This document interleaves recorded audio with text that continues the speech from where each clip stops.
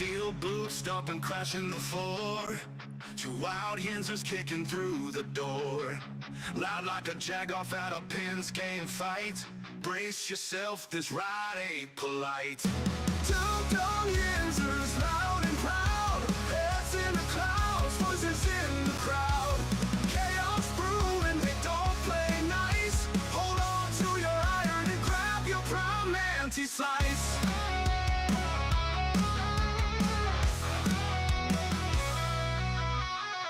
Tales from the burg with a hint of mayhem. Pierogi powered, nothing can constrain them. Knocking back stories like an icy cold brew. You never know what these two might spew. Two Dum Yinzers, loud and proud. Heads in the clouds, voices in the crowd. Chaos brewing, they don't play nice. Hold on to your iron and grab your prime anti-slice.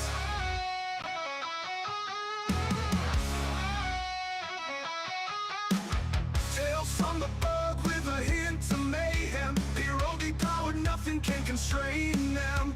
Knocking back stories like an icy cold brew. You never know what these two might spew. Two Dum Yinzers, loud and proud. Heads in the clouds, voices in the crowd. Chaos brewing, they don't play nice. Hold on to your iron and grab your prime anti-slice. Rivers collide where the laughs always flow. Black and gold thunder everywhere they go. The madcap kings breaking every mold. With two Dum Yinzers, the stories don't get old. Two Dum Yinzers, loud and proud. Heads in the clouds, voices in the crowd. Chaos brewing, they don't play nice. Hold on to your iron and grab your prime anti-slice.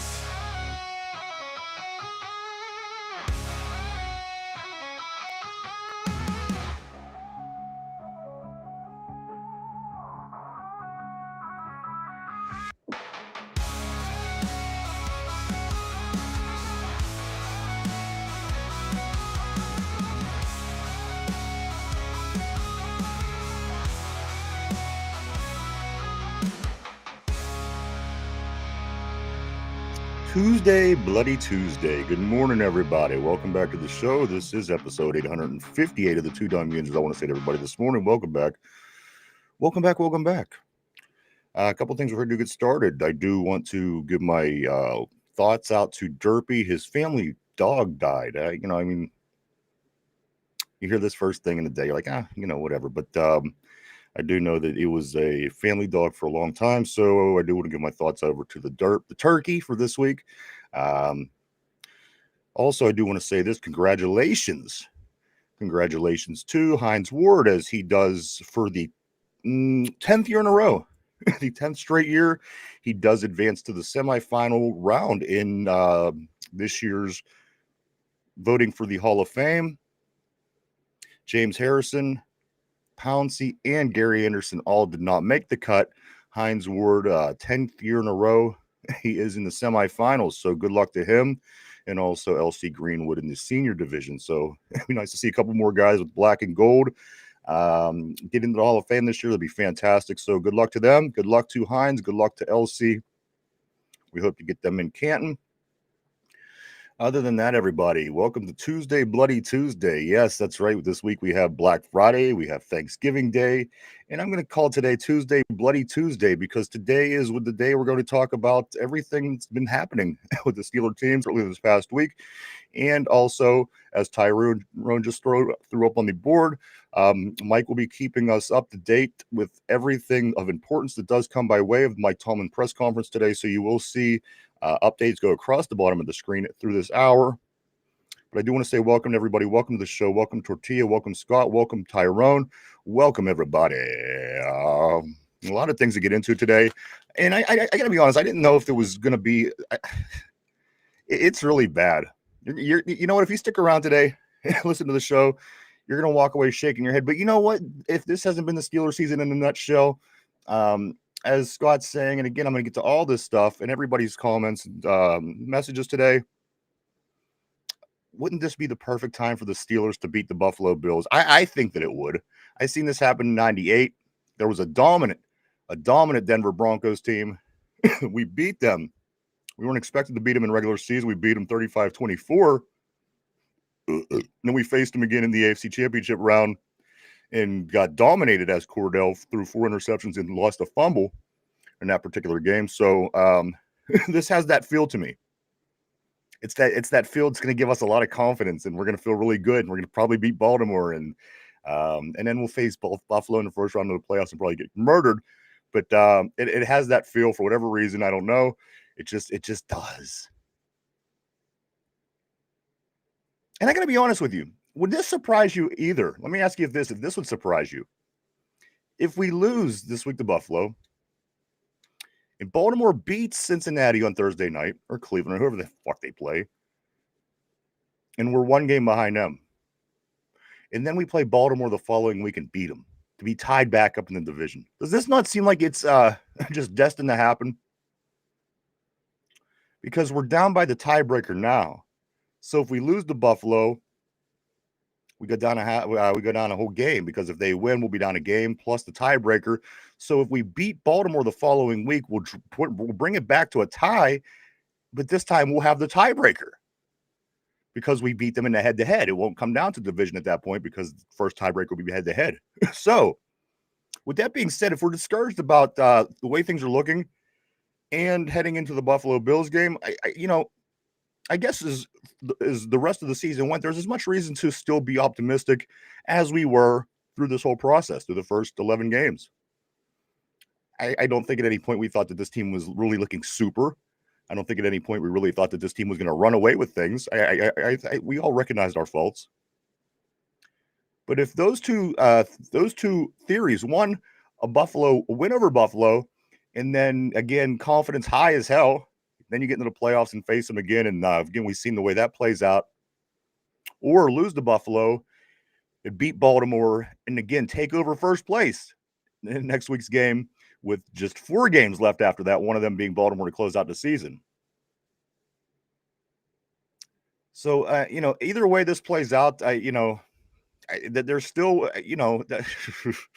it's really getting down to. But at the end of the day, let me catch up on this at the bottom of the screen there real quick from Mike Tomlin's press conference. Broderick Jones is out with a neck injury. He had the stingers on Sunday, and also Derek Harmon out with a knee injury. I did not even know about this knee injury, but this is coming straight from the Mike Tomlin press conference across the bottom of the screen right now. Keep an eye at the bottom of the screen all day, and you will see, of course, the updates from the Mike Tomlin press conference.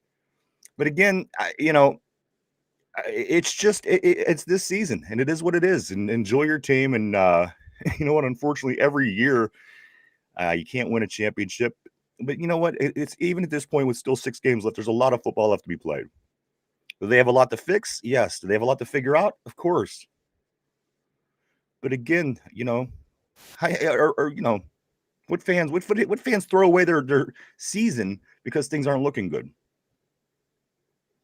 And I'm not trying to, and listen, I'm not going to badmouth any fans. I'm just saying here in Pittsburgh, I'm seeing reporters and radio people or whatever the hell these people are saying that they're done. I'm done. Some big mammoth bastard here in Pittsburgh gets on social media yesterday and says, I'm done. I'm out. Through 11 games. I can't take it anymore. This is a Pittsburgh sports personality, guys. So again, with 6 games left out of 17, which means we played 2/3 almost. And they're out. It's one thing to read the writing on the wall. But it's another thing to just walk away when, again, this is your team, right? you look forward to this. You had to go into the season thinking, the odds are probably against us as far as, possibly winning a Super Bowl. But that's the toxic mindset here, and it bleeds. It bleeds out from these idiots to the people and the people that listen to them, and it's unfortunate. I do want to say good morning to everybody today. Good morning, good morning, good morning to you. This is Tuesday, Bloody Tuesday, we're going to call it, because again, a lot of things we're going to get into is not pretty as we do inch towards the Thanksgiving holiday. I do want to say this. The CBS pick'ems are in. The results are in. I'm going to get to that later in the show. However, we are not going to be live on Thursday on Thanksgiving, which is the day we usually do picks. So I'm going to remind people today, and I'm also going to remind you again tomorrow, make sure you get the CBS pick'ems in, because Thursday you have 3 games. You don't want to lose out on 3 games. If you forget that, that's, 3 possibilities to get wins. I'm sorry. And also a game on Friday as well. We will be back Friday, but just make sure to get them CBS pick'ems in. It did refresh today. The new picks are up. The new teams are up. So do get in and get your picks in so you will not be losing out. Across the bottom of the screen, after I see this again, Broderick Jones is out with his neck. Derek Harmon out with his knee. I did see something on Aaron Rodgers. I'll repeat it here in 1 second. Steelers optimistic about Aaron Rodgers' availability for Week 13 versus Buffalo. So, I mean, that's a step in the right direction. It's not the second coming by any means, or the clouds aren't opening up, but you got to feel a little bit better than you did last week.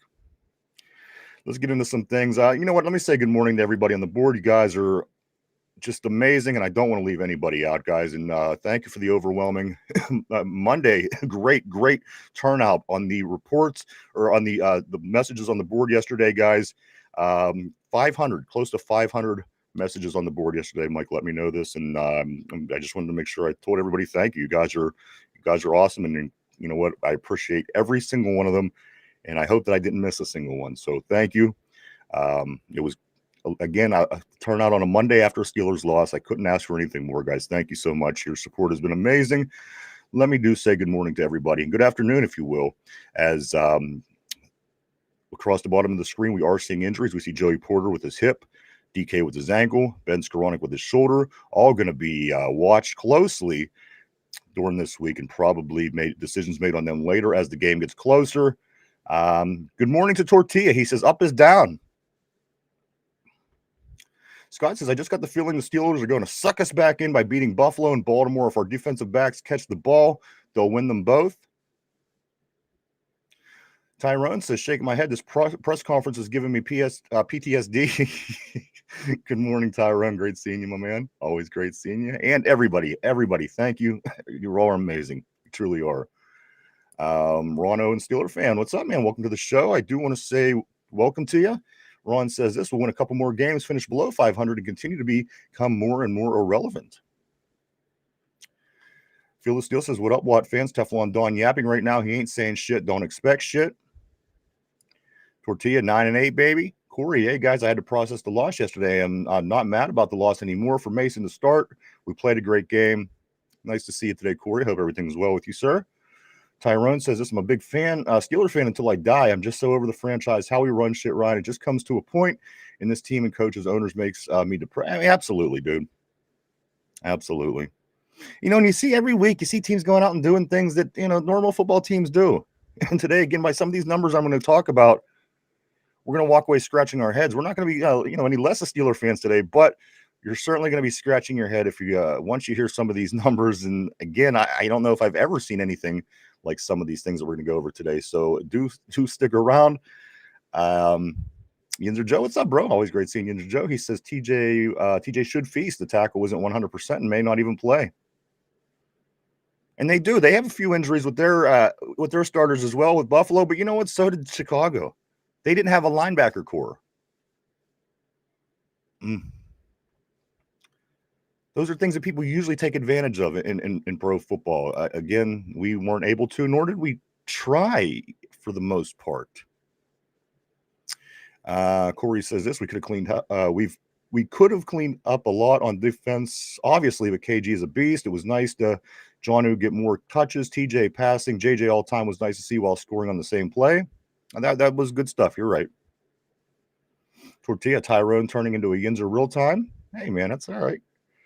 Ain't nothing wrong with that. Tyrone says it's just sad. Tortilla for real. Tortilla says it is. I'm just trying to not think about it. Corey says, Tyrone, brother, we knew when Aaron Rodgers came here, there was a possibility the season wasn't going to be good. We're doing better than predicted for sure, and I'm happy to say we had AR this year. Aaron Rodgers, of course. Good afternoon to you, Lindsay. How you doing? Great seeing Lindsay on the board as always. Hope everything is well with you, ma'am. Scott Atkins, my man, he says this. I watched the 95 playoff game against, yes, very familiar with that game. I noticed three things. The Steelers had three wide receivers, Hastings, Mills, and Thigpen. Yes, they did, 82, 89, and 88. Steelers defenders caught everything that came their way. They sure did. 40 to 26, 40 to 27, maybe that final count. Second round of the playoffs. Playoffs start week 17 for us. Tortilla says. Corey also says, you know what? Playoffs start right now. In my opinion, how many more losses can we take?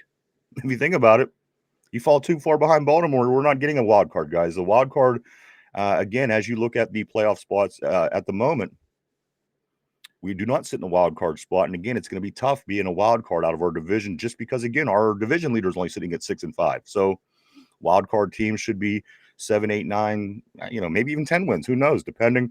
So again, it's going to be tough, but you know what? It's still there. We're not eliminated. We're not the Browns. We weren't eliminated in week 1.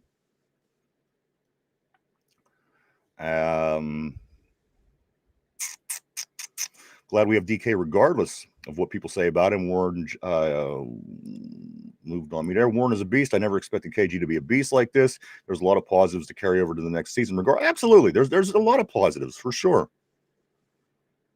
Unfortunately, the negatives are outweighing them. Tortilla says James Harrison was crashing out. He sure was. We'll get into that and more as well as we do move along. We're all crashing out, Tyrone says. We've only seen this for 12 years in a row now. Feel the steel with the terrible coaching going on. I don't trust these idiot coaches either. Tomlin, Austin, and Smith suck versus playoff teams coming up. I'm saying 7-10. Patrick Hughes, welcome to the show. I want to say welcome to you. Great seeing you. He says Bills are struggling. Can Mason Rudolph beat the Bills? Rodgers should be healed by then. You know what? I agree with what you're saying. But the only thing is, aren't we the perfect remedy for a struggling Bills team? I mean, you seen Buffalo come out last week and had the terrible game and probably Josh Allen's worst game in a long time against Houston, and he got sacked 100 times. And it doesn't seem like we are the again, keep your eyes on the bottom of the screen. I'm seeing updates as I go, and I'll try to just for the people that are listening, I'll try to repeat them as I see them. Calvin Austin and Andrews Pete will get reps at left tackle this week, according to the Mike Tomlin press conference, and will compete for the spot with Broderick Jones out with his neck. But like I was saying, ain't this the perfect game for Buffalo? The thing about Buffalo, we just don't match up well with them. Watch any of the last 5 times we played them. With the exception of the Kenny Pickett win in preseason 3 years ago, it's just we don't match up well with against this particular quarterback, against this particular coach, and again, it just seems to me like it's a perfect, It seems to me like this would be the way that would happen, and Buffalo would come down here and get back on track against us, and it'll be a guy that hasn't scored a touchdown in 3 weeks or a month or 2 months. He'll be the guy that catches 2-3 touchdowns against. I mean, you see this play out year after year. We all know how this plays out. Christophus, what's up, bro? Always great seeing Christophus on the board. He says, with Derek Harmon out, Buffalo is going to kick our ass. Our defense is going to get gashed. Yeah, I mean, Derek Harmon's he's a big piece in the middle, man. Stopping the run, getting pressure. It's going to be interesting again. It really feels like a Josh Allen rebound game. I hope I'm wrong. I hope I'm wrong. Cody says, listening to Mike Tomlin talk is like scratching nails on a chalkboard. I agree. What the hell?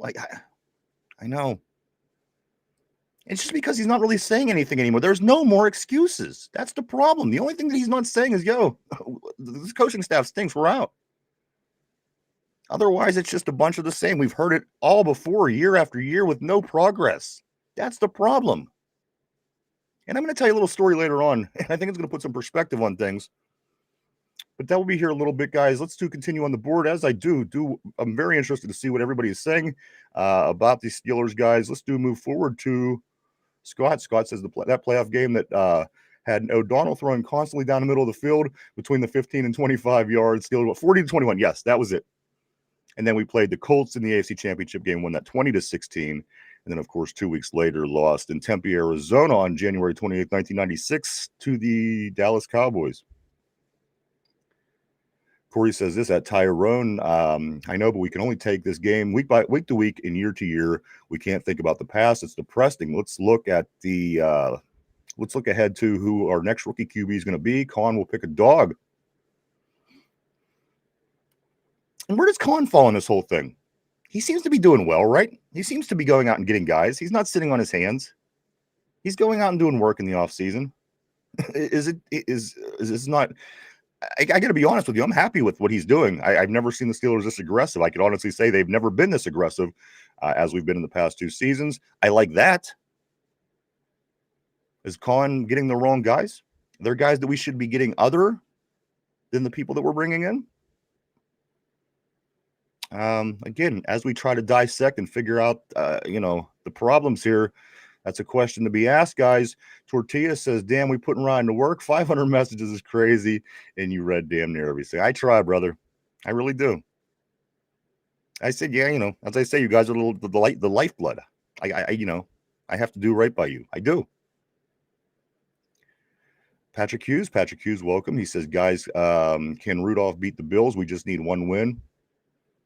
In a perfect game, I think he can. I just don't know if we can put together that perfect game for him. It's going to take, listen, Buffalo, they aren't the team that they were, but still they are the team that they were. You see what I'm saying? So again, at the end of the day, it's, the matchup of the Buffalo Bills and the Pittsburgh Steelers, it's usually not favorable toward us. It's just not. Between the quarterback and the coach and, some things they got going on. The one thing we do have going in our favor is it's in Pittsburgh. However, it's not the weather; it's the environment. So one thing over the other, if they could block the noise out, again, does that really play a role? I don't know, but again, we will we'll learn. We'll learn a lot more here, guys, in just 5 days. Patrick says, guys, I'm sorry, Tortilla, miss you, Mike. He hears you. What's up, Stranger? Stranger says this, Corey, with this year's crap quarterback draft class, it would be best to wait a year to draft a quarterback. Thank you for that comment, Stranger. I guess you would say that, right? Tyrone, Corey, no long as Tomlin here. We're screwed. Cody Mike's a Penn State fan. That joke never gets old. It sure doesn't. It sure doesn't. Patrick Hughes says this, Steelers will split with the Ravens series, win one, lose one, in my opinion. I agree. I couldn't agree more. There's nothing more Steelers than that, right? There's nothing more Steelers-Ravens than splitting the series. And again, Baltimore, the Jets kept them in the game clear midway through the third quarter last week. Baltimore is definitely not the team that they could be. Neither are we. But again, this is certainly a year that we could split with this squad. But again, we got to do a lot of things ourselves to even get to this point. I mean, we got to stay healthy. We got to, again, somehow figure out how to weather the storm of Buffalo. We got Miami in a few weeks. We got Cleveland. We got 2 Baltimores, and we got a Detroit game. So, if we somehow could win this game, in theory, it doesn't look terrible for us. And again, with Baltimore in just 2 weeks, even when we win and they lose, they go up a game, we get them the following week with an opportunity to draw it back and also take the tiebreaker lead. So again, do what you want with it. This is the way that the 2025 Steelers season has played out, and I don't expect anything different. And it's going to be a ride the whole way, but which is football seasons most of the time, most of the places, everywhere, every year. So it is what it is, I guess, right? Patrick says Steelers fans are tired. Imagine how Dolphins fans feel. Fins haven't won at Super Bowl since '74. Cody says, right other offensive coordinators switch stuff up for God's sake. Jameis Winston caught a touchdown last week, but don't worry, we'll throw a 2-yard. And we're going to get into that too. I got them numbers. Believe me, we're going to get into it today. Patrick says Steelers remain a dangerous team with Super Bowl. They are dangerous. They're ugly dangerous. They're weird dangerous. And I always say the Pitt Panthers are like that. They're never great, but man, they'll sure pull a upset over a number 1, 2, 9, 16 team at any given time during a bad season. Maybe it's in the water here. I don't know. Scott says, I'm trying to bring positivity today. If the Steelers win out, they'll win the division and host a playoff game. None of the teams are unbeatable. I agree. Nobody is unbeatable this year. I think every team is beatable, but I do think the teams still match up. We match up bad with some teams, and it's going to be more difficult than us And seeing one of these upsets every other weekend with, the way whoever beat them or whoever beat these guys or whoever beat them, it's just some teams we don't match up well against. So again, it comes down to the individual teams that are at play. So it's hard to say in general, but I think in general, I think that you're correct. Scott says, okay, I'm sorry. Tortilla says Cody's an NM fan. NM, who's NM? Yinzer Joe, at least the Dolphins have won and have had undefeated seasons. No one else can say that. That's right. At least they get to enjoy something every year. When the last team loses, right? They get to pop that champagne. NM State also, Cody is asking the same thing. Tyrone says this, we have Tomlin, we saved. Lindsay laughs her ass off. Patrick says we cannot afford another loss. It's going to be hard to win these last 6. I mean, that's a month and a half. We got 6 games left. It's going to be tough, Patrick. But you know what? It just depends on what Baltimore does as well. And again, they're not great, but we do play the tougher teams while they are on the softer end of the schedule. They're getting their Jets now. We're getting Detroit now. Where they struggled early and fell at 1-4, 1-5, that's the teams that we're up against. We're getting Detroit. We're getting Buffalo. Baltimore, they're playing the teams that we were playing when we got to 4-1. 4-1, they're playing, whoever they're playing. Cody, I might have made my way through the girls' volleyball team once or twice. Yeah, I like that. Tyrone, oh, wait, I forgot we have one playoff game since I was in 8th grade. My bad. When you put it like that. Patrick says Steelers will finish with 10 wins, in my opinion, unless Rodgers gets healthy. Tyrone haven't. Cody says Mason Rudolph is garbage. Christopher, we were getting our ass kicked because we traded George Pickens away for peanuts. Omar Khan is the reason for our losses. That's a good point, guys. Omar Khan did trade away George Pickens. Whatever the reason was, whatever the explanation was, fact of the matter is, in football, he took our best receiver and sent him elsewhere. So, you know what? In theory, that's true. I mean, you got to put that on Omar, and it is what it is. I mean, his terrible attitude. I went through his rap sheet yesterday. It took me 45 minutes to get through the guy's rap sheet and fines and everything for the past 2 years. So I don't know. That's a decision that was made ultimately by the general manager. So, that's something that we could always continue to ask. Tyrone says, oh, wait, I forgot Art Rooney, our owner. Oh, wait, I forgot Arthur Smith, our offensive coordinator. And oh, I forgot Austin is our defensive coordinator. Hot garbage, Lindsay says. Hot garbage. Tortilla, Cody saved the NM State girls volleyball team from ice. The New Mexico State, maybe, I think is where he might be going there. Still loyal. What's up, dude? He says, I do want to say welcome to the show. Back to the show. He says, Gabe Davis about to cook us. And wasn't he supposed to be one of our guys? Oh, wait, we don't bring wide receivers on for whatever reason. We ship them out and keep the garbage. Somebody I seen on social media made a comparison. They said that DK Metcalf is the rich man's Chase Claypool. I don't know if I believe that, but come on. It was a drop. It was certainly a drop, certainly from George Pickens. But again, I don't know everything that went behind the scenes. I could only go by what we did have. We went over that a little bit yesterday. Patch Q says this defense struggles. We got to fire it up. Tyrone says, oh, yeah, these injuries, we are definitely cooked. And as as we're saying, as we're talking, it keeps going across the bottom of the screen, guys. Broderick Jones out. We complained a lot about him, but for the first 11 weeks of the season, he was the guy. So there's going to be a change. There's going to be turbulence with anything, I think. Tyrone says, only problem I have with Omar Khan, he traded GP, didn't replace him. Didn't do a thing. You only took probably one of the best receivers in the league, gave him away, and didn't replace him. That's a good point, Tyrone. When you're looking back at what what Omar Khan has done in his time as general manager, he's been aggressive in the off seasons. Absolutely. He brought in names that probably would have never seen the inside of a Steeler locker room. It was amazing. But when you put it like that, and whatever you feel about George Pickens' personality or attitude problem or his baggage or whatever it is, and I'm not going to say that there's nothing, because there is. The fact of the matter is Omar Khan sent him away and did not replace him. because he trusted. Maybe, listen, let me ask you this. Is there trust in Arthur Smith? Unwarranted trust? Should they have said, yo, you're giving away the top wide receiver on the team, maybe one of the top 5 in the league, probably. Not replacing him with anything, but you're going to bring in all these tight ends, and it is going to be something that the league's never seen. And this is how we're going to run our offense. And it's going to be tight ends, tight ends, tight ends, tight ends, tight ends, tight ends, tight ends.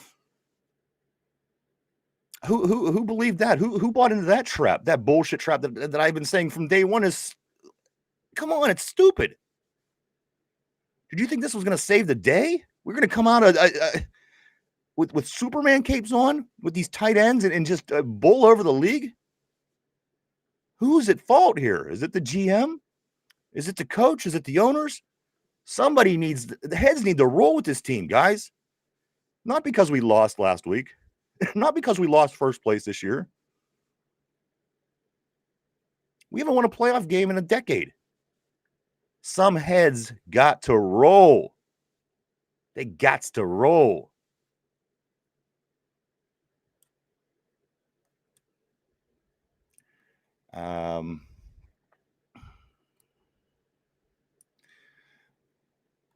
Patrick says this, I think Mike Tomlin is a damn good coach who will be able to punch his ticket anywhere after bringing a 6th Super Bowl to Pittsburgh in 2009, but Tomlin may be out in 2026. I agree.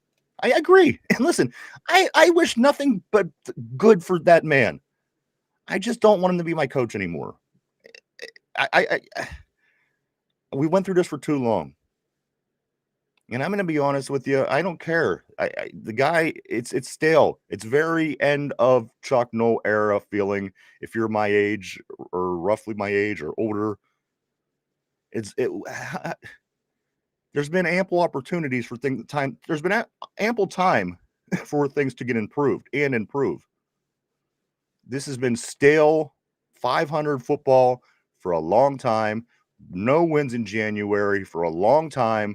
Under any other circumstances on any other teams, this would have been addressed. I'm not going to go on and speculate why this, that, or other. I'm just saying under any other team, any other sport, this gets addressed at some point, guys. I think it's getting frustrating for fans just in general. Again, I love this guy, and I hope him all the luck in the world when he does leave, and I hope he goes to the Hall of Fame, and I hope everyone loves him, and he gets a bust, and it's going to be great.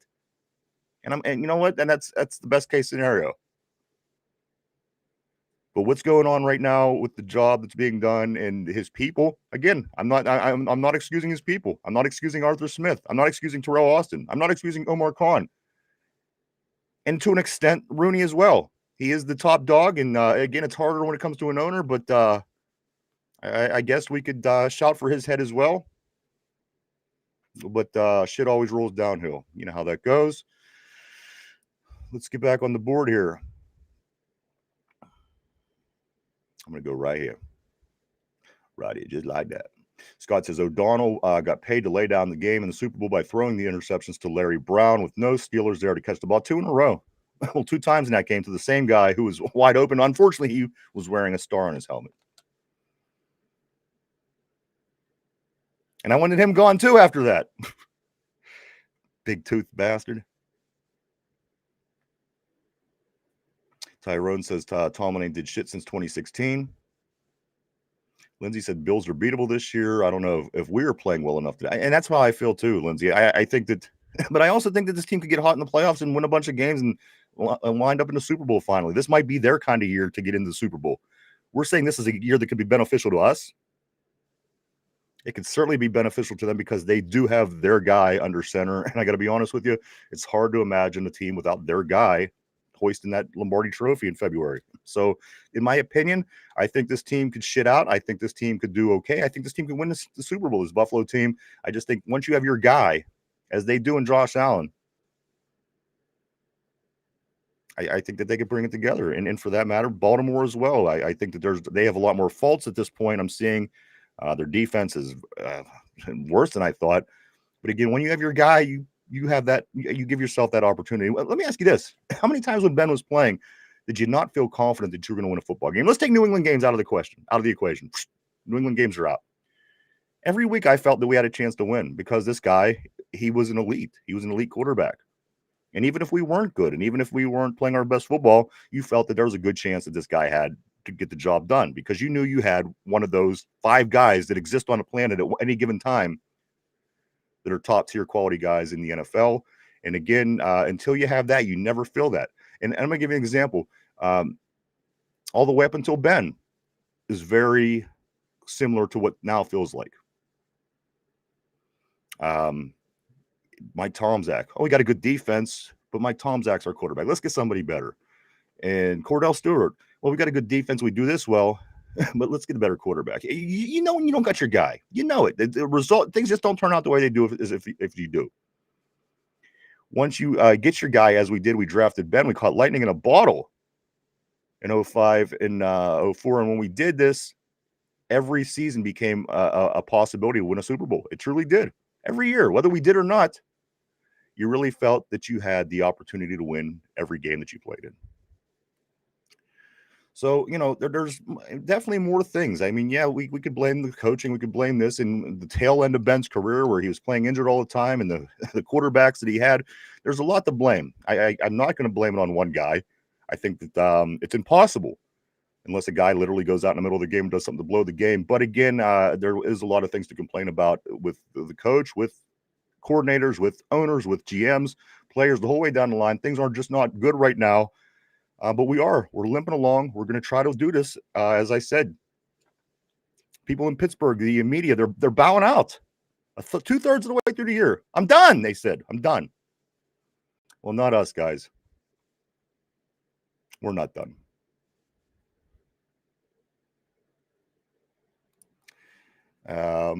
Excuse me. Trying to find where I be. Okay, right here. Scott says Steelers have to watch Knox and Kincaid. Those tight ends are dangerous. The teams that shut them down win. And guess what we do worse than just about everybody? Cover tight ends. Historically, not just this year. Historically.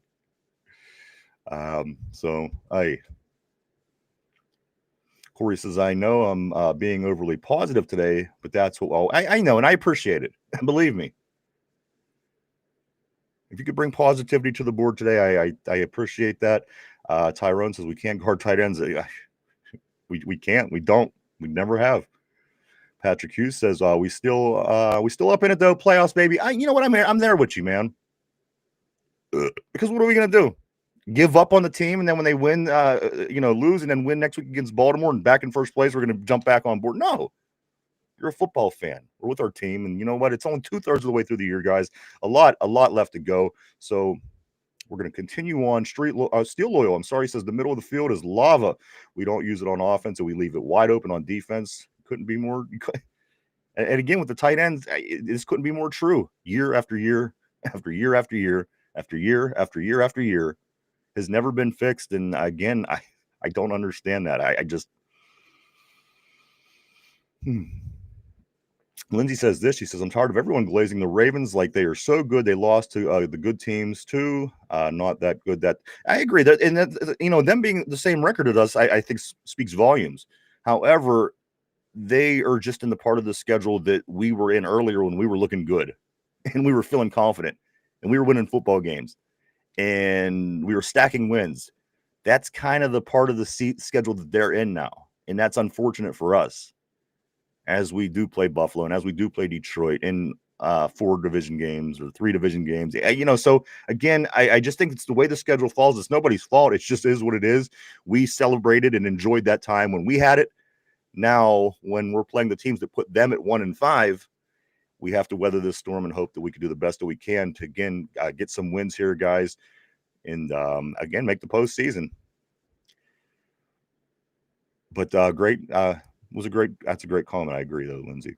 Tyrone says, yeah, and then first round exit. Scott says, if the Steelers do miraculously beat the Bills in Baltimore, they'll win out.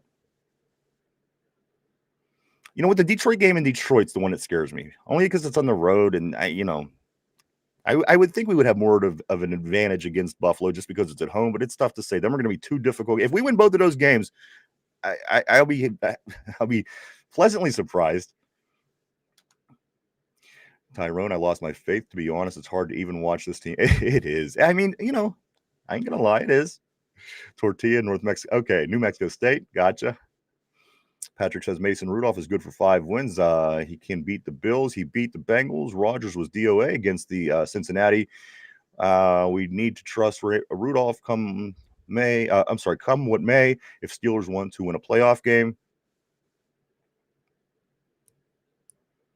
you know what? The defense I think was just more absent in that Cincinnati game. Not to be. I'm not even going to argue. I'm just saying that because I think our offense put up 31 points in that game as well. We were in the 30s. So I think the offense did well enough. It came later on in the game. We struggled early. But I think the defense, and it was mainly James Pierre that fixed the problem. So, again, I'm not debating on that. I'm just kind of going by memory. Lindsay says, I don't trust Mason at all. Is it the mustache? No, I'm just kidding. Yeah, no, I get you. He's very robotic. He's very systematic. If everything goes the way, you know what I'm saying?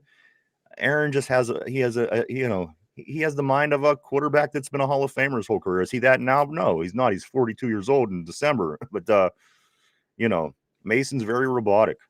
And again, if things kind of go off of sorts, is he catching his the route trees changing? Is he I don't know. It sure don't seem like it. But at the end of the day, once we look at some of these numbers, we're gonna say, wow, are we as a team at all? But yes, Aaron Rodgers has been throwing better, more opportunities, of course, as well. Also, this right here. Tyrone says, I trust Mason as much as a cheating girlfriend on Facebook. And the mustache, right? Still loyal. Mike Tolman has great optimism that Aaron Rodgers will be able to play Sunday against Buffalo for Adam Schefter. And I think he will too. Matter of fact, I think he could have played this week. They kind of did it as a precaution, saying, you know what, Mason can probably beat Buffalo. We could stay in this game, possibly win this game against Chicago, and then let Aaron heal for a week, get him back for the big game against Buffalo. Unfortunately, it didn't work out in our favor, but I think that ultimately was the case. It seemed that he was very willing to get out there and play. Aaron said, the doctors give me the okay, and I feel that I'm able to protect that hand enough. I will play. I want to play. So again, I feel that was probably the team's option that they made. Maybe go with Mason on the lesser game to have Aaron back for the tougher team. I think would be my thought process. Also, this Patrick Hugh says Rudolph is your typical gadget quarterback, a Foles or a Jeff Hostetler, if you will, who did win a Super Bowl 20-19 over Buffalo. They're good for about 5 wins statistically if given a full season. And the thing is too, once as you've seen, Mason looked really good in the backup role 2 weeks ago, but after being studied and once people watch tape for the week, he didn't have that same. He's good at what he is. He's a good backup quarterback. He could come in and do those things that he did 2 weeks ago on a backup basis regularly. I think he could. But again, once being prepared for all week and looking at the options and saying, wow, this guy who's a backup really don't have any options. He only has this. He don't have that. The line is still gelling. People read people read the writing on the walls. These are smart people. These are people that make a lot of money to know these things and to understand these things and to see these things.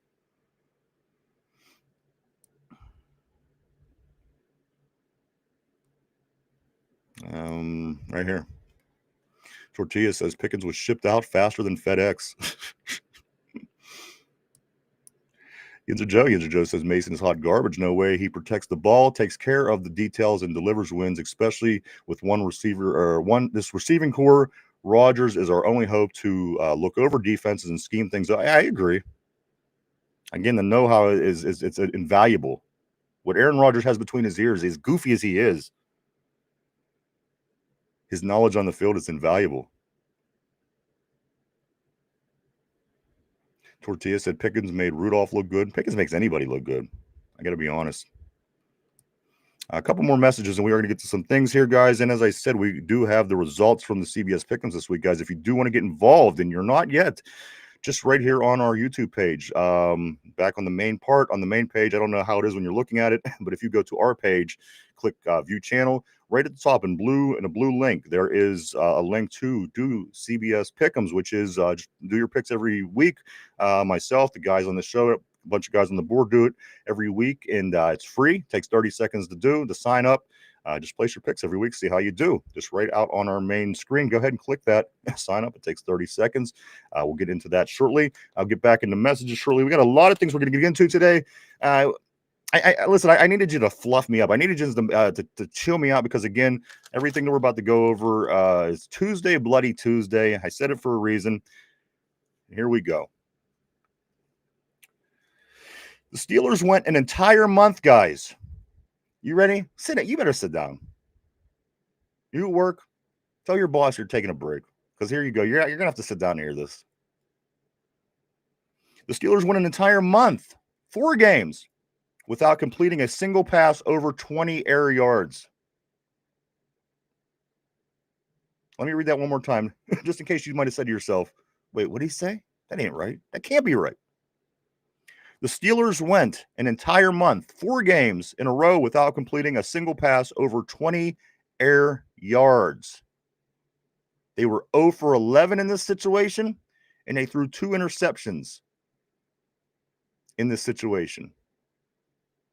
So you ask yourself, how bad is it really? Maybe Mason can win a game. Maybe Aaron it. Let's continue. Jameis Winston had 5 on Sunday against Detroit. The Steelers went an entire month, 4 games, without completing a single pass over 20 air yards. Jameis Winston, the backup to the backup in New York, or wherever the hell he's at, 5. He had 5 of them on Sunday versus Detroit. The Steelers are last. They're last in, let's see, last in air yards per pass in the league, last with 5.8. All of our passes go 5.8 yards on average, 5.8. That's last. And on air yard per completion, 3.2 yards is how, on average, how far our completed passes through the air. 3.2 yards on average behind the 31 ranked Raiders. Behind Geno Smith and Kenny Pickett is where we sit with passing the ball. This isn't even normal. What the Raiders are freakish. The fact that we can't complete a pass in a month in 6, 12, 18, 20, 240 minutes of football over 20 yards is retarded. There's things that are going on with this team that are just they're beyond concept. Let me just give that a couple more, one more time, just so it's clear. Again, Steelers went an entire month, 4 games without completing a single pass over 20 air yards. In that period of time, we were 0-11, gave up 2 interceptions. Jameis Winston had 5 of that particular pass completed on Sunday. We are last in the NFL on attempted yards, on passes, and then also on completions, again, behind the Raiders, who are 31.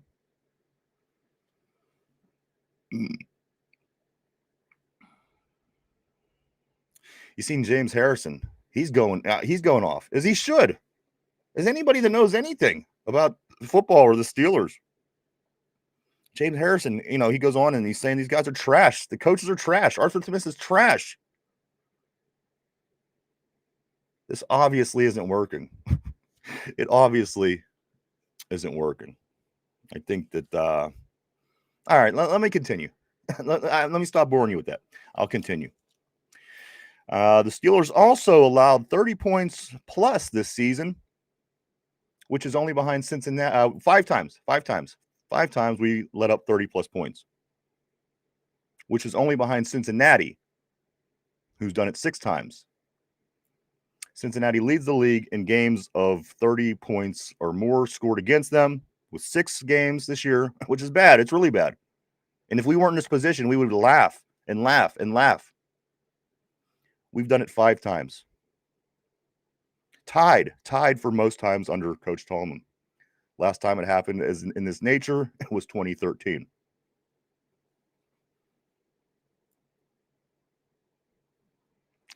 So, you know, there's a lot of problems, guys.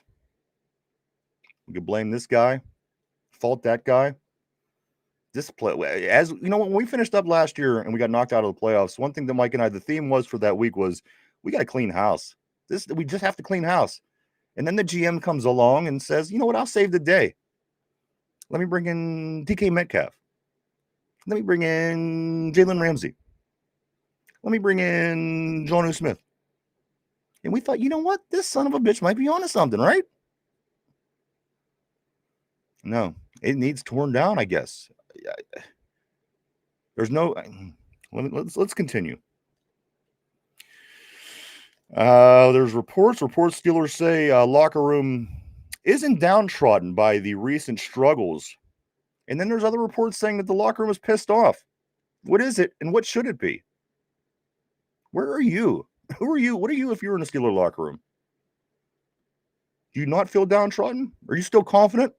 Are you pissed off? Because you ask 3 different reporters, you get 3 different stories. So I don't know what the hell's going on. I wouldn't think that it's a good thing. I wouldn't think that they're in a good place as things are going right now for the Steelers.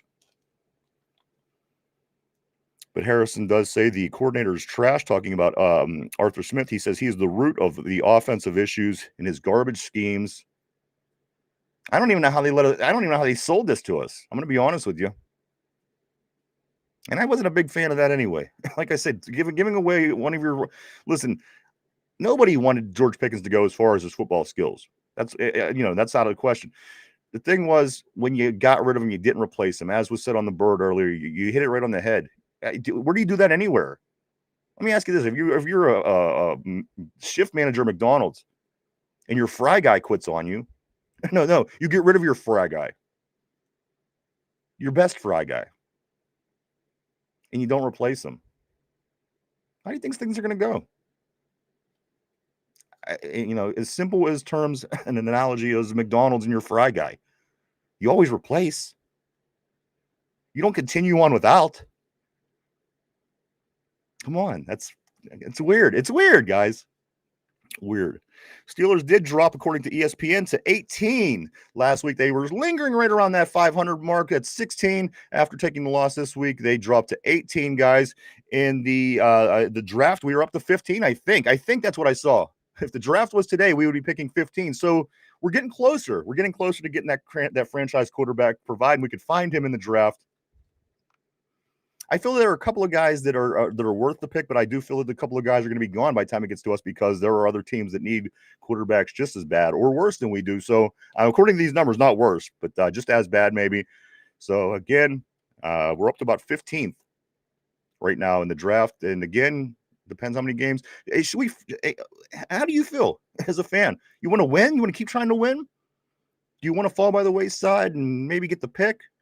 But as long as coach will keep his record, or would you rather things fall and be able to get that pick and be able to kind of start over in a sense and bring the new life, the new time into the Steelers? Because again, we are in this in between era. We've lifetime long Steeler fans know what I'm talking about. The ups and the downs, the ebbs and the flows, the roller coaster ride that is Steeler football. You were on it.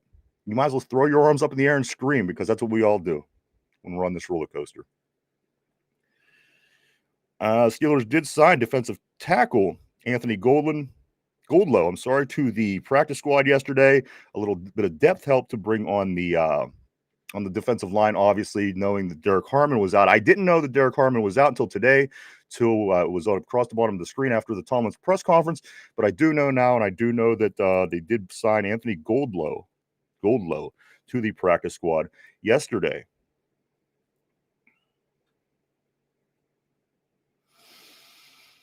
I don't know. Let me get into some of my notes here. I do have some things that I do. You know what? Let me get back on the board. I don't want to miss out on anybody. I'm gonna go back. I'm gonna go back right about here. No, right there. No. Right here. I think I'm right. At least we're in the neighborhood. Yes, here we are. No team is going to give up draft picks for Tomlin. Cody says this. Okay, let me see where that's coming from. Cody says, I seen it more like we should trade GP for a third round pick and give a second for DK, and we will use that third round pick to get a defensive player. Mark Malone, what's up, dude? Great to see Mark Malone on the board. Mark says this. He says no team is going to give up draft for Mike Tomlin. Draft picks, I'm sorry. Patrick says Steelers offense was spectacular last week. Defensive line to pick up the slack. Mark Malone says we'd have to give a team a second and a third just to get rid of his contract. Mark Malone, the Giants damn sure would. Yeah, you know what? The Giants, if you're looking to unload any kind of anything like this, look at the Giants. Look at the usual suspects. They'll listen. Maybe the Raiders tortilla is saying, Vegas said, what's up, Vegas? Wide receivers don't get it. They don't get any separation. And the thing is, I always say maybe it's their size. You know, the one guy I seen covering Wilson on the sideline last week was, 5-6 inches taller than him. And Wilson didn't even get an opportunity to catch it because Wilson's about 3.5 feet tall. And they're not getting separation. And it's a whole lot of, it's again, not looking great, guys. But again, we're in it for the long haul. Corey says this, there's 6 games left and we're going to win 5 of them. And I hope you're right. And I'm there for it. And we will celebrate the wins as we talk about the losses as well. This is just where we're at in this particular week. Unfortunately, I felt that could have been a win last week just as well as any other wins that we had earlier on, but it didn't play out that way. Your age is prehistoric, Cody says. Ryan, dinosaurs aren't that old. Just kidding. No, they are. I agree. Justin, I'm sorry, Just Learning. What's up, man? Always great seeing you on the board. Just Learning says Tomlin should call the plays like the Detroit coach did. At least I give it a try at this point, right? Even if you don't agree with what Just Learning just said, wouldn't you want to take a look? Because if it goes bad, then you could confirm your thoughts. Be like, oh, bro, we got to move on because, Yinzer Joe says Tomlin won't leave or be traded anyway. He does have a no trade clause in his contract too.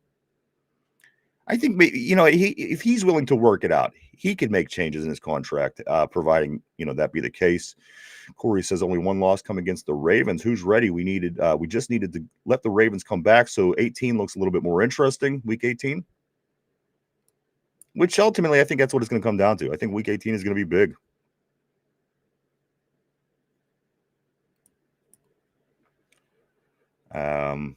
Tortilla, if we lose one game to the Ravens, that could very well be the end of our season. Absolutely. If we lose to Buffalo this week and then lose to Baltimore next week, it's going to be almost impossible to get back in it.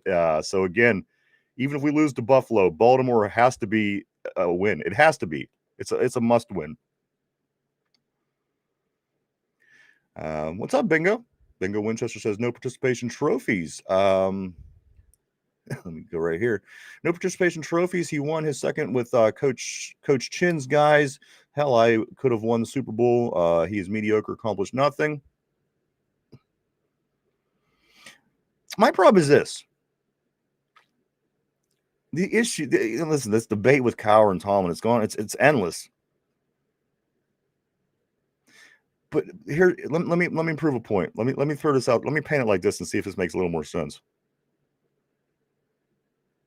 The people that are saying that Tomlin was great and won the Super Bowl in his second year are the same people that are saying that we're blaming him for the wrong reasons for not winning a playoff game over the past 10 years. You see what I'm saying? When he won at that point, he was great. But now when he's the opposite of great, those people refuse to admit that. They would like you to admit that it was all him. He was a big part of winning that Super Bowl. But why aren't those same people going after him for having 10 straight seasons of having no success in the pro season? That's all I'm saying. Just put things into perspective, guys. It has nothing to do with this. It has nothing to do with that. And I'm going to be honest with you. I'm going to tell you exactly what it has to do with. You want to hear what the truth is here in Pittsburgh? I'm going to tell you the truth. Nobody tells you this. You haven't heard this anywhere. I'm going to tell you right now, okay? Bill Cowher was a home guy. Bill Cowher was from Crafton. Let me explain this. Guys, listen. In the 70s, we had a great team. It became this great culture here in Pittsburgh. We loved the Steelers. Once that shit out, Chuck Noll had a period of time where the football team went stale. 10 years. He then retires. It goes to a homegrown Pittsburgh guy from Crafton. He was a football player. He played some in college. Even got to the pros briefly. He has a big chin. He's intense. And everybody loved that, for starters. In 1992, after being stale for 10, 11 years under Noel, he starts to build a winning culture. And I'm going to use that word, and you're going to understand what it means. That means in 91, we had a winning record. In 92, we got to the playoffs and lost. In 93, we got to the playoffs and won. In 94, we got to the AFC Championship game and lost. In 95, we got to the Super Bowl. In 96, we fell off. We lost in the first round. 97, after Neil O'Donnell, we're going through quarterback changes. Mike Tomczak, Jim Miller, Cordell, the whole controversy. Everybody remembers this. And they just couldn't get it together.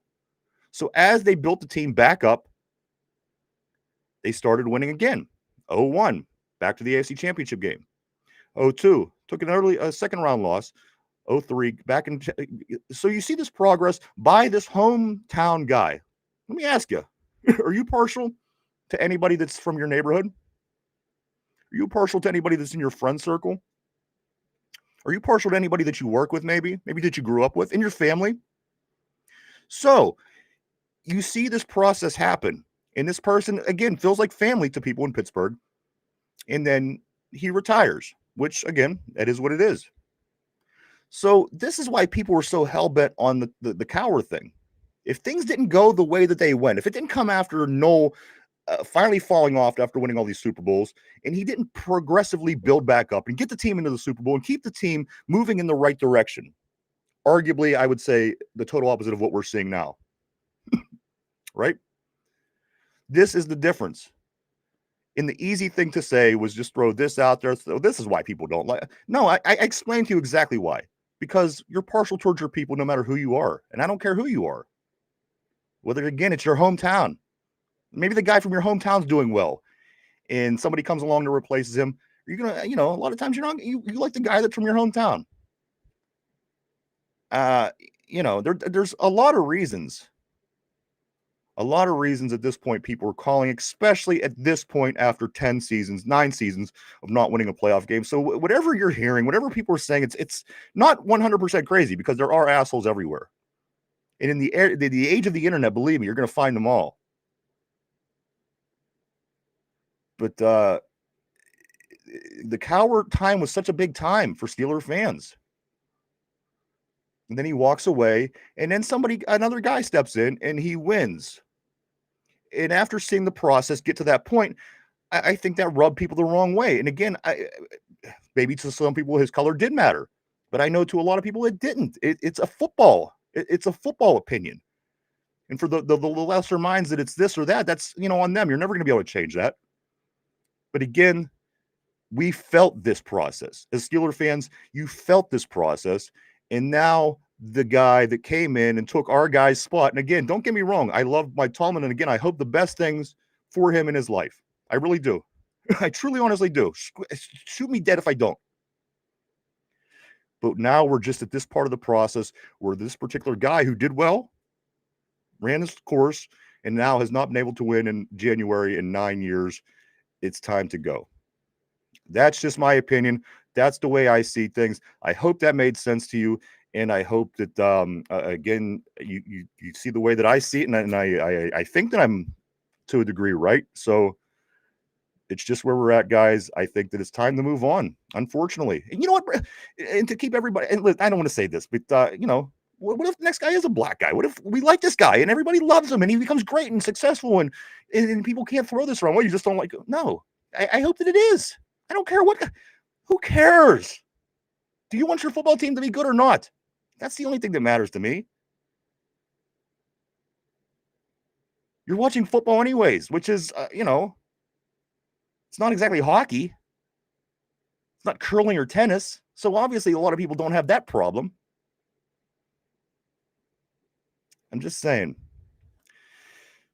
All right. Now I got that out of the way, guys. Let's get to some results. That's right, because the results will move you this week in the CBS Pick'ems, guys. I do have 1 through 15 1 through 15, guys, as it went down this week. And again, don't forget, if you are not involved and signed up in the pick'ems for this week, the CBS pick'ems, get signed up just right on our main page here on YouTube.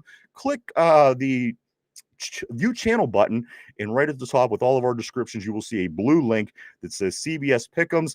Just click on that. It takes 30 seconds. It costs absolutely nyata. Get over and make the picks with all of us here on the show, on the board. Whole bunch of people, guys. Get in there, make these picks, and again, don't forget to get them in by Thursday to make sure your picks count. But this is how the results of last week went, guys. Let's have a look. In the week, Derpy once again. So a bittersweet day for Derpy. His dog passes away. Petey is gone. But Derpy did win this week's pick'ems with 12 out of 15. He got 12 out of 15 correct. Derpy was number one again. He wins the picks 2 out of 3 weeks in a row. Congratulations, Derpy. I don't know what he's doing, but he seems to be cheating. Nevertheless, Derpy did win this week, guys, with 12 correct picks. Jamal and myself, we both finished in second place with 11. And then there's a big third place tie between Field of Steel, Yinzer Joe, Finch, Vegas, Tyrone. They all finished with 10 correct, which again is a good day out of 14 games. Come on. Coming after that, Cody, Somber, Mike, Richard, RB. They all finished with 9. Even RB's got to have a down week. Come on. Let all the rest of us play. Corey finished with 8, and Patricia, I do want to say hi to Patricia. I'm not sure who she is, but she did join last week. She finished with 7. So I do want to say congratulations to everybody. This is what the overall standings look like at this point, guys, going into week 13. You're going to go right here. Our overall standings are this. RB sitting at 123 in first place overall. Vegas sitting at 122, just 1 point behind RB, which again, RB has been red hot every single week this game. Richard with 117 in third place. Derpy, myself, and Corey all with 115 on the season. Finch with 112. Cody with 110 correct. Mike 109. Field is still 103. These guys, you got to consider they joined late, so they're not getting their asses kicked. They're just a little bit further behind because of the way how many weeks they played. Jamal has 52.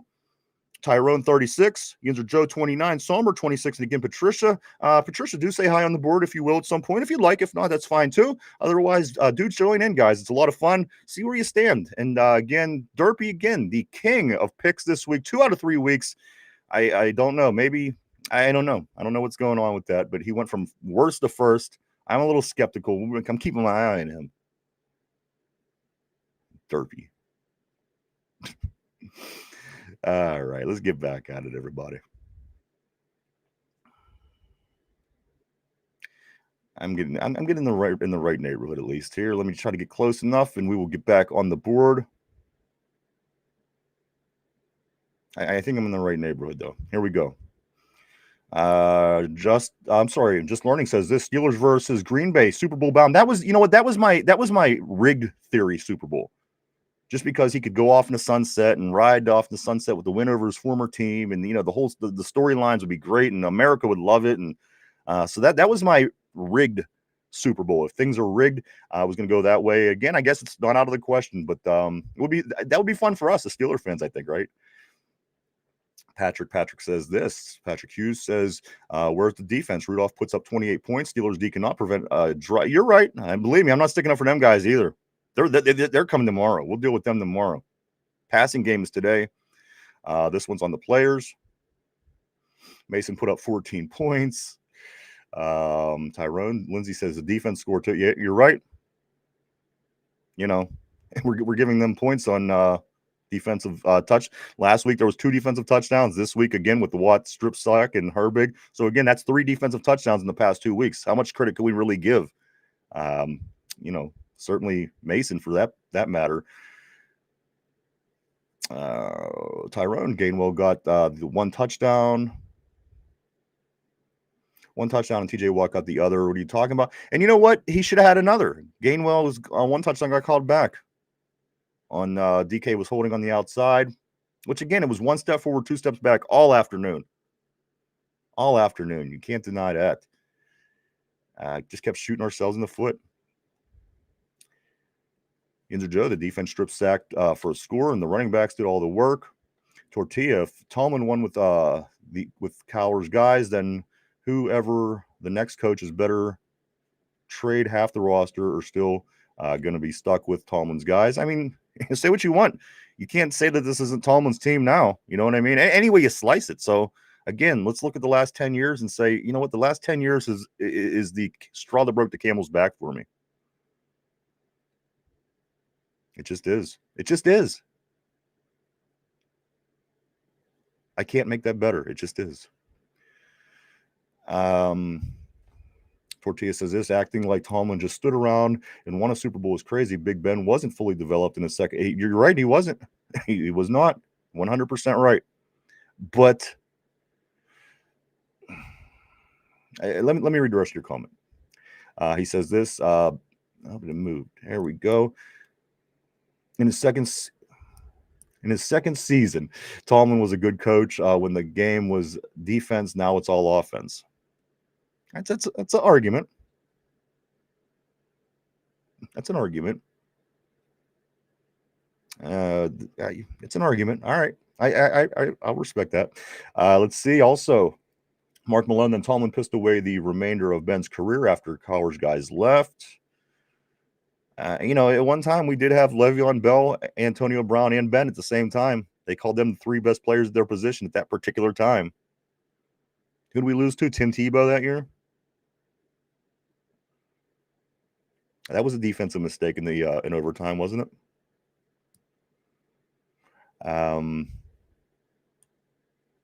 Again, it's not a Tomlin bashing hour. It's not, and I want to make that known because I'm not bashing Tomlin. I'm just bashing the guy that's in this particular situation. And again, unfortunately, it's Mike Tomlin right now is what it is. And Tyrone says this. He says Mason is so trash. The guy off longest yard throws better than Brucey. He does. He's not. Again, he's good at what he is. He's a backup. The guy's a backup, and I think he's proved that by showing his worth. Other teams were interested. Tennessee, they took him. They didn't love him. He didn't become their guy. We took him back because we're familiar. The guy knows our system. He knows he's familiar in our locker room.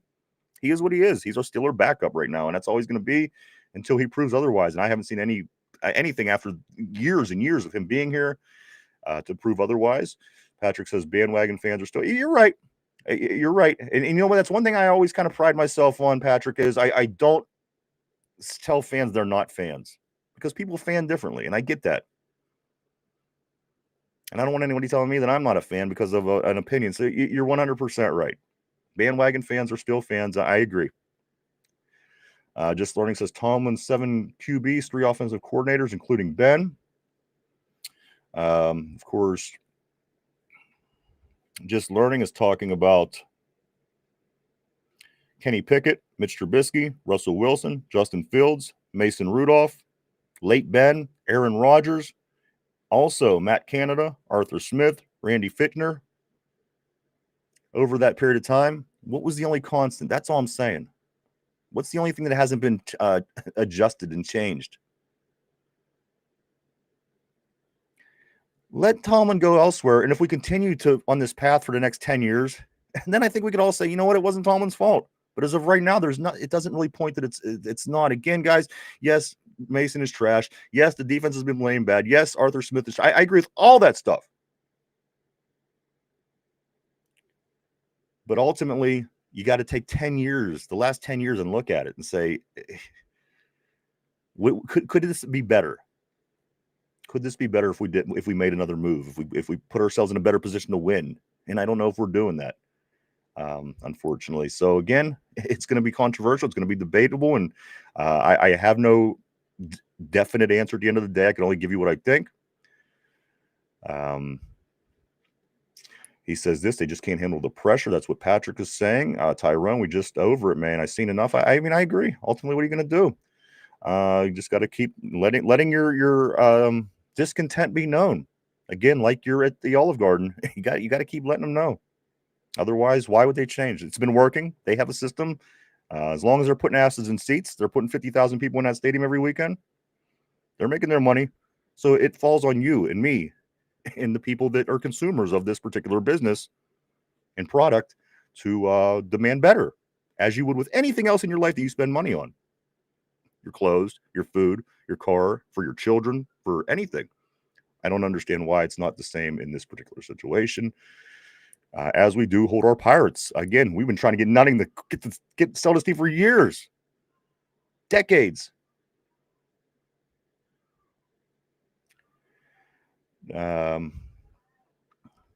Lindsey Mason is just not. He's not. He's not a starter.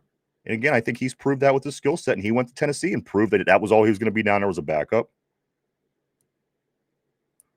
Scott Atkins says this, and Steelers' next coach has to be a young offensive-minded coach that attacks every part of the field and is an innovative in play calling on both sides of the ball. And in my opinion, he could be fucking green. Please, by all means, let him be green so we don't have to, for everybody's sake.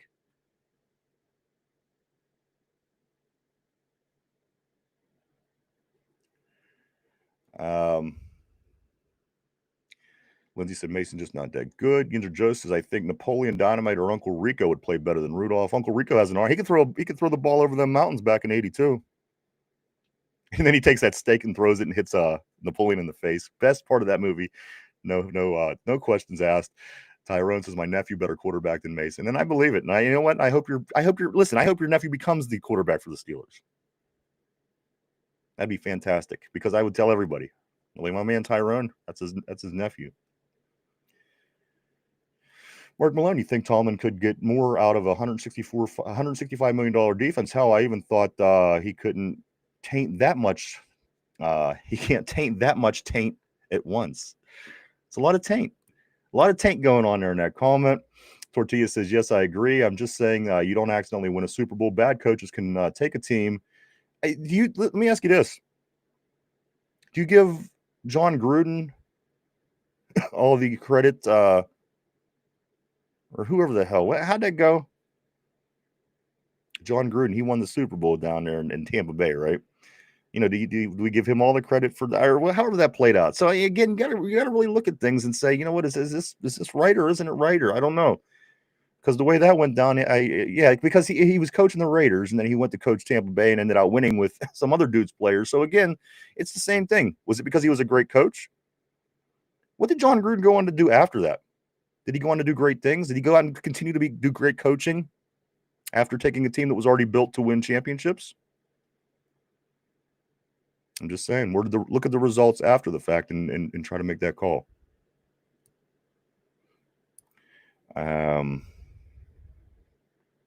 Tyrone, my point brother, Tyrone says he's still in 2008. I wish we were still in 2008. I got to be honest with you. Tortilla says exactly. We play Miami. That's a W. You know what, Patrick? The only thing, and I agree with that 100%. The only thing that bugs me about that is it's a night game, and we were 0-3, 0-3 on night games this year. That's a bit of a concern if we don't beat them. But it is December in Pittsburgh and Miami. Generally, don't play well up north in the cold months, so we have that going for us, guys. We'll take it. Mark Malone says, hate to point out the blatantly obvious at Tyrone, but we have problems just a wee bit bigger than the backup quarterback. Big Pun, what's up, dude? Always great seeing the Big Pun on the board. What up? Big Pun says, we are 5 years into a post-Big Ben era rebuild, and we are no closer to the Super Bowl than we were the first year. Not wrong. You're not wrong. Tortilla says, that's usually what happens after a Hall of Fame quarterback retires. New England went on to stink for a couple years, right? Wonder if they won a playoff game this year. Be interesting to keep an eye on that. Also, Tyrone, it's okay. Everything is okay. It's everything with this organization. Lindsay says, laugh my ass off. Yes, Ryan. Also, this 12 titanium bricks. I do want to say welcome to the show. Welcome to the board. Glad to have you. He says, bunch of bums will do good enough just to get the worst draft pick, which has been the case. It's got to fall one way or the other on this fence. Otherwise, it's going to continue to be the same thing. And we have years to back us up on that. It's not like we're just saying, show me where anything's been different over, what Big Pun and Titanium has been saying here. Corey says this, Mason needed to have more zip on that ball. He was throwing butterfly passes, light and gentle. That batted pass at the end could have been avoided if he zipped it. He was very slow on his release. And that's what I say. He doesn't wow you when he's out there. If he's good enough to go out and manage a game and get you from point A to point B if the situation is needed. That's what he is. He is a backup. He's a career backup. He looked good being backup. Nobody has time to even think about him. He comes in by chance, and he does well enough and wins a game. That's the best case scenario for a guy like Mason Rudolph. You prepare for a guy like him, we're doomed. If somebody prepares for him, he's not going to come out looking so good. Tortilla says this. He says, no matter if we have the first pick, we'll pick another bum. 12 titanium brick says this. 100% Tortilla. Big Pun says that. Tortilla, you're missing the point. Yes, a rebuild occurs, but after 5 years, we're still at square one, right? So is I'm just agreeing with, I understand what you're saying. 12 titanium brick says, I mean Tortilla, my bad. Mark Malone, it's absolutely insane that we didn't have a 6'5" quarterback hitting the tight end up the seam. I would have certainly used the 300-pound tight end a lot this game. And I said that last week. Pound the shit out of these guys with the guy that's 311 pounds. Pound the shit out of these guys with Jalen Warren, who runs like a bowling ball. I'm not going to complain because Kenneth Gainwell had a great game. But again, if you beat these guys up all game with straight AFC North brutality, they're not going to be trying to tackle you in the fourth quarter. It's just the way it goes. We've seen it with Bussy for years and years. Nobody wanted to tackle Buss in the fourth quarter. Mark Malone, especially seeing how we were running it all at will, especially seeing as how we were running it at will, it would have been it would have been there all day long. I'm sorry.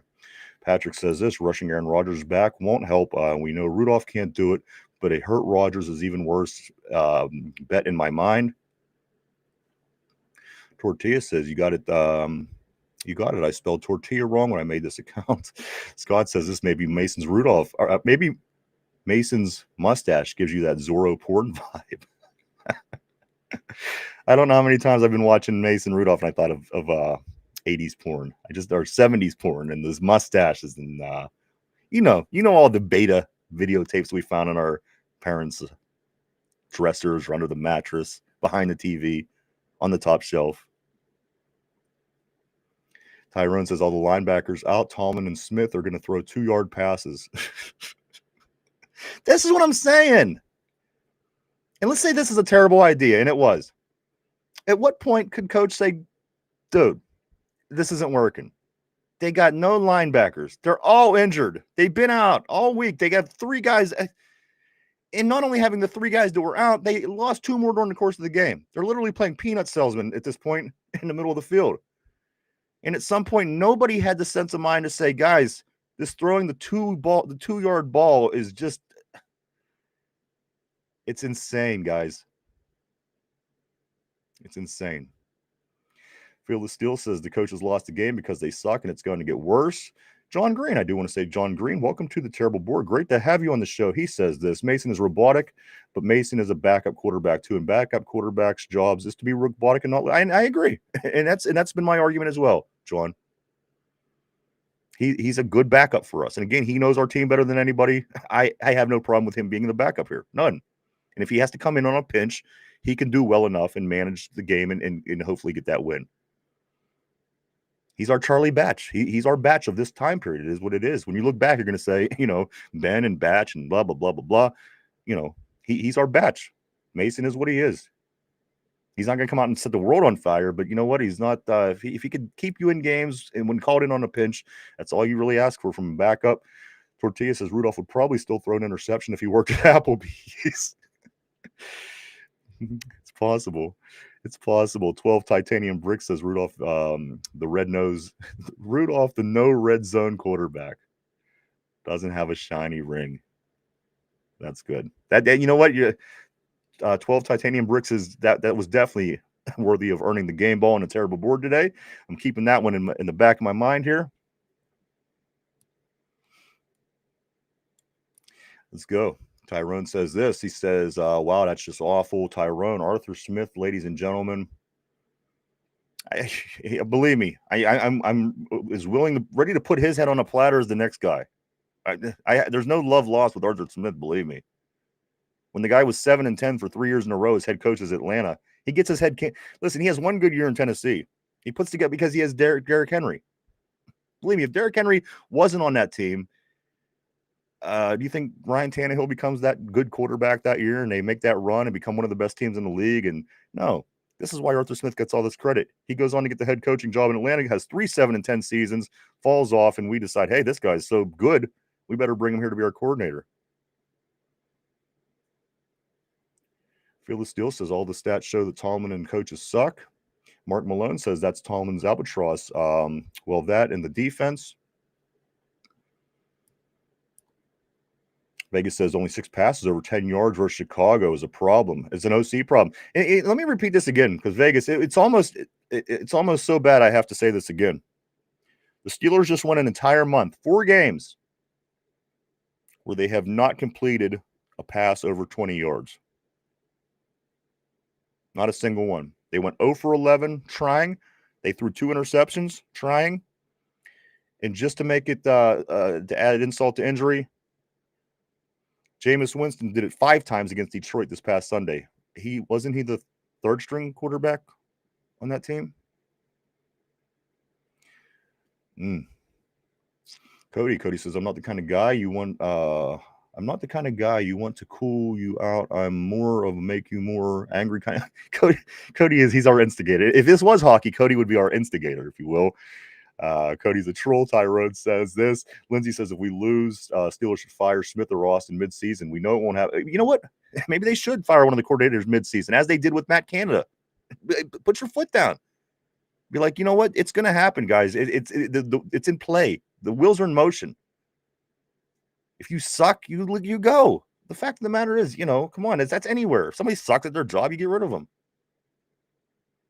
Start with them guys. Cut their heads off. And then, again, I think Tomlin, you'd have to work with his contract, and he's up next year. So, again, there's a lot of things that could happen. But, again, will it? I don't know. A good comment, Lindsay. Also, Cody says this, and Winston caught a touchdown, no less. Yeah, it isn't our quarterbacks aren't only not throwing for a 20-yard pass completion over the past month. This guy also caught a touchdown pass. Fire both. Tyrone is saying fire everybody. Tyrone is saying Lindsay says, will they though? I don't know if they will. I mean, eventually something's got to give, right? Right?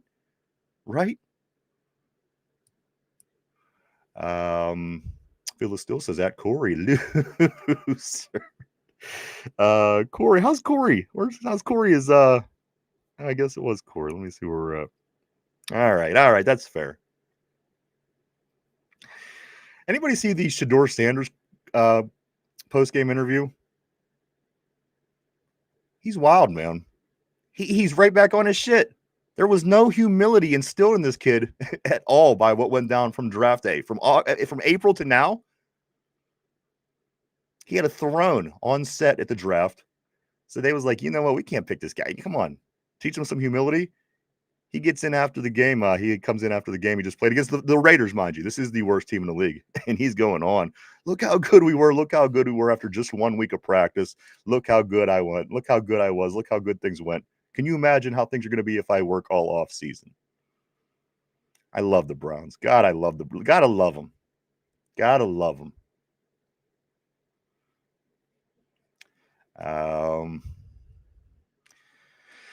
Tomlin, the albatross man. Mark Malone says Tyrone, then Rooney, fire yourself. Cody says Pittsburgh Steelers offense got the GOAT. Lindsay, Debo is right. Love his take. Absolutely. Debo, I mean, come on, he don't bullshit anybody. That's what I always loved about Debo. The guy's, he's a straight shooter, and he's not wrong. Fearless Steel says Teflon Dawn is coach until 2027. Yes, that's when you're right. Vegas says this looks bad even when you're wearing beer goggles at 3 a.m. in the bar. Tyrone says Lindsay told me she saw Arthur Smith order a vanilla ice cream cone. What else? Tortilla, I bet if we tried to tank, we'd still go 9-8. That's what I'm saying. We're not even good at that. We're not even good at tanking. But again, this is why, again, we are fans. We've been through the bad. We've been through the good. And that's why we're here. We're talking it out. We're getting it out. As you, as everybody, we're just getting it off our chest. Because we let it linger and go into 2 consecutive losses or 3 or whatever it is, then we'll all be out of our minds and we'll be mental at that point. So we're doing what we do, I guess. Tortilla, I bet if we okay, we got that one.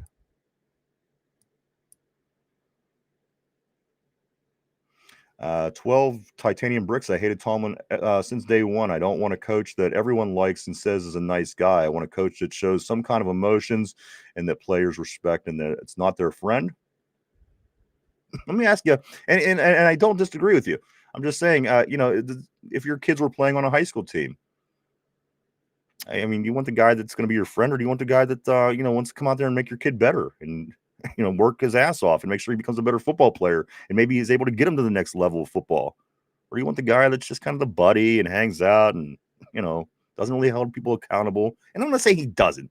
He does, but again, to what capacity we don't know. AKA vanilla ass offense is what Tyrone says. Bums. Tortilla. Anyone got a Mike Tomlin voodoo doll? Mark Malone. Tomlin has already tainted all of those players. Patrick Hughes says, I think the Steelers will still beat Josh Allen and the Bills. There's a curse on the Bills that hits them periodically. Bills are the only team to lose 4 Super Bowls in a row. Absolutely. No team's ever gone to 4 in a row. Or have they? Yeah, Chiefs did, I guess. Did they do 4 in a row this latest run? I'm not sure. But again, to this point, they wouldn't have been they would have been the only team. So, but you're right on that. Mark Malone says they are good for a while. Then the Tomlin taint sets in. There's that taint again with you guys. I miss GP, man. I do too. I mean, the guy was a maniac, and he would have probably gotten penalties to lose us games. And as he was to Dallas, again, this team only had 3 wins as of last week. They beat Philadelphia, of course, the other night, but they had their problems.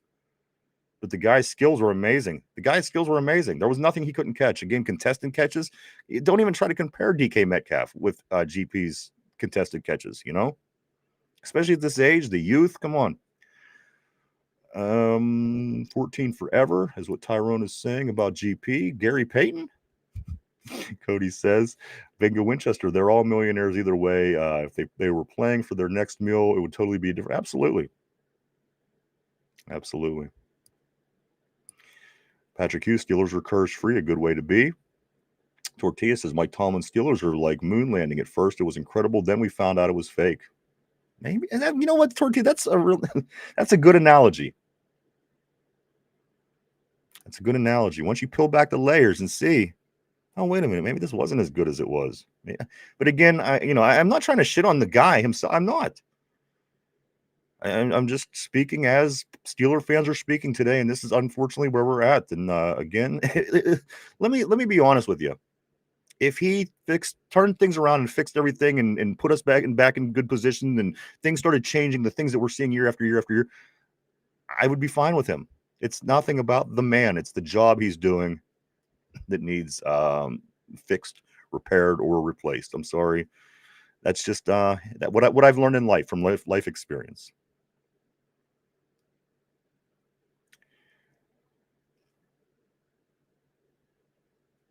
Vegas says they need a real number 1 wide receiver like AB, as DK is not that guy. The thing about him, he's always kind of came off as a one-trick pony to me, DK. He never seemed like an all-around great receiver. He was this monster that ran like a fucking Clydesdale. But, we're very one-dimensional in some senses, in my opinion. But I'm not going to go on about DK.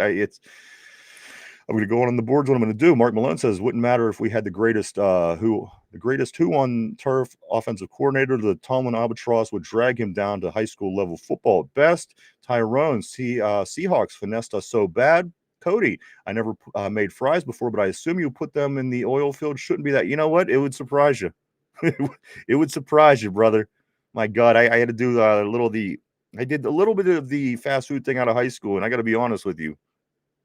It gives you a different perception of what people are really coming from high school. You have an idea of what the world may be like. Then you get out there and you go into a fast food job, bro. You learn some stuff real quick, believe me. And I'm not bad mouthing people that work fast food. It's a job, and I respect that. But the people sometimes, whoa, I synced it. What else we got here? Patrick says no whining. Here we go, Steelers. That's right. Ultimately, that's what it is. Today is terrible Tuesday, bloody Tuesday, and I said that coming in. So we were talking some shit. We're getting it all out, and we're gonna be back. And then we got Thanksgiving. We're gonna be thankful to be alive. We're gonna be thankful to have football, and we're gonna come out and we're gonna hopefully beat the Bills this week. And if we don't, we're gonna beat Baltimore next week, and it's gonna be okay. And we're gonna have good days and lots of good conversations. Unfortunately, today it's just we're still hungover after a game that we could have totally won. This Bears is a winnable team. Steelers could have beat this football team. Mike Tomlin, he says, I have a dream the 9-8 Steelers will go on to lose the wild card. Oh, that's from Mike Tomlin. Mike Tomlin says this. Interesting. Lindsay says they do not give up a wide receiver 2 to help, or they did not get a wide receiver 2. I see what you're saying, to help DK out. He's getting doubled more than half the time. And we were using the tight end, thinking that they were absolutely. You're nailing it right on the head, sister. You really are. Why would they just go get a receiver? Why? They've only been trying for 2 years. Just get somebody. Stop pissing around. Again, come back to everyday life. If something was messed up in your house for 2 years, you'd eventually want to get it fixed, right? You wouldn't continue to say, "Oh, the toilet's broke. Let's continue to shit in this bucket for a second straight year." You eventually get your toilet fixed, right? Tyrone, Cody, I've been in a coma for 11 years. How many playoff wins we got in the last decade? Well, I wouldn't clear up any space in your trophy cabinet there, Tyrone. Just saying. Bingo says this: the shittiness of the 80s let us get our greats from the 90s. You're sure right. Where's our greats? We need greats. We need to start bringing greats. Feel the Steel. I asked week 1 when the chance will start at Heinz Field. I thought it would be by week 7 or 8, but might hear it this Sunday. Fire Tomlin. Bad thing is contracted until 2027. I'm curious to see if we hear the chance this week. Patrick says this: don't complain, be a proactive solution. I'm sorry, let me start that one more time. Sorry, Patrick. Don't complain, be a proactive solution. Understand and learn football, because football is the American way. I love football. That's why I love it, man. I don't know, I'm only 9. Cody says this. Patrick says Steelers may never win again. Lindsay says, Cody, we know. Tyrone, so you ain't seen one your whole damn life. Phil the Steel says 5 wins with these stupid ass coaches. You need a Snickers to think this way. Patrick says Pittsburgh needs a Super Bowl win badly. America needs a Steelers Super Bowl too. They just don't know it. The past 5 years have been rough. That's what I thought. You know what? A Steelers Packers Super Bowl would have been something. It would give the country something to talk about. We had all that bullshit with Taylor Swift. I mean, come on. Let's a football Super Bowl. Come on. Pittsburgh, Green Bay, the franchises, the greatness, the legacies, the trophies, the histories, the Aaron Rodgers, his old team. I thought this was going to be, that could have been a great Super Bowl, certainly for us. But I think that's something that the country and the rest of the league could appreciate as well. Cody says, "Man, we suck." I'm also a Yankee fan, and guess what? They suck too. Sunday are for the boys to get together, barbecue, drink, smoke, talk shit, and that's what football is for. It's win, lose, or draw. Absolutely, man. That's what makes sports great. It's an escape from the bullshit reality that is life. A lot of times, I mean, let's face it. Life's unfortunate. Life, every single thing is always. It's mostly is going to end in bad. Mostly, every person we know is going to be gone one day. You know what I'm saying? I'm not trying to go there, but it's what we have, man. We love our football and we put it on a high level, and we hope for wins. Let's move on. The board tortilla. If I ever get arrested for anything, I'm blaming Mike Tomlin. Tyrone, Cody, I applied to coach my nephew's wrestling today. Tyrone, why don't you should apply to coach the Steelers. I'll support you. You make more sense than what the coaches are saying.